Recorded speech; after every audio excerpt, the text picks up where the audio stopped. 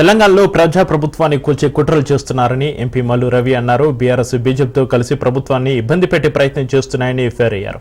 వచ్చే ఎన్నికల్లో BJP, BRS, TDP కలిసి తెలంగాణలో పోటీ చేస్తాయన్నారు. ముగ్గురు కలిసి ప్రజాప్రభుత్వం మళ్లీ రాకుండా కుట్ర చేస్తున్నారని అన్నారు. కాళేశ్వరం కమిషన్ ఇచ్చిన నోటీసులకు కాంగ్రెస్ ప్రభుత్వానికి సంబంధం లేదన్నారు మల్లు రవి. కేసీఆర్ చట్టానికి అతిథులా అన్నారు. ఎంతో మంది మాజీ ముఖ్యమంత్రులు జైలుకి వెళ్లారని, బీహార్లో లాలూ ప్రసాద్ యాదవ్ జైలుకు వెళ్లలేదా అని ప్రశ్నించారు. ఈ సందర్భంగా ఇక కేసీఆర్, హరీష్, ఈటల కమిషన్ ముందు హాజరు కావాలన్న మల్లు రవి విద్యుత్ కమిషన్ విషయంలో కేసీఆర్ తప్పు చేశారని, ఇప్పుడైనా కాళేశ్వరం కమిషన్ కు సహకరించాలని ఆయన కోరారు.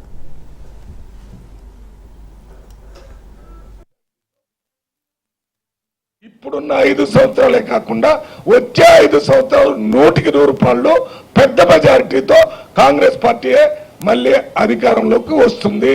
దీనికి అనుమానమే లేదు.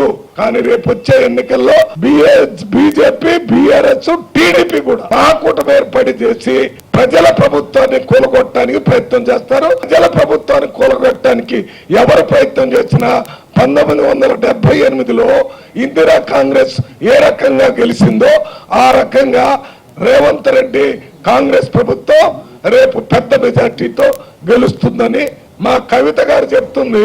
కాళేశ్వరం కమిషన్ కాదు, కాంగ్రెస్ కమిషన్ అని ప్రజలు నవ్వుతారు. ఏదో కమిషన్ వేశారు నీ మీద, ఆ కమిషన్ లో నిన్ను జైలుకు పంపించారు. ఢిల్లీలో తిహార్ జైలుకు పంపించారు. నువ్వు జైలుకు పోయొచ్చి కూడా ఇప్పుడు కూడా అట్లే మాట్లాడితే దానికి అర్థం ఉందా? కాంగ్రెస్ పార్టీకి ఏం సంబంధం? కాంగ్రెస్ పార్టీ కమిషన్ మీరు తప్పు చేయలేదంటే తప్పు చేయలేదని చెప్పండి, తప్పు జరిగితే తప్పు జరిగిందని చెప్పండి. ఇది చెప్పకుండా మీరేమన్నా చట్టానికి అతీతులా? మాజీ ముఖ్యమంత్రి అయినంత మాత్రాన చట్టానికి అతీతులా?